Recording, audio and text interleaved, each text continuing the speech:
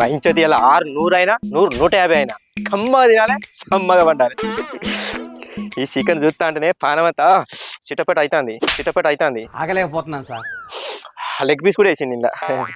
ఇంత లవంగాలు యాలక్కాయలు ఉన్నాయో ఆగో. నేను అబ్బాయి తోట వేయింది కదా తలుపు దగ్గర వేసి. దీనికి ఎప్పుడు మందిలో పడి తిరుగుడే కావాలి. ఇంకా ఉల్లిగడ్డలు పచ్చిమిరకాయలు కోస్తాయేమో అంటే నాకు ఆకలి పాడు కాబట్టి అవ్వ ఇలాంటి పెట్టింది ఏంది పొగంత ఎక్కడిది పాడైంది. కొంప ముంచి తట్టుంది కదా ఇది. ఊరిని అక్క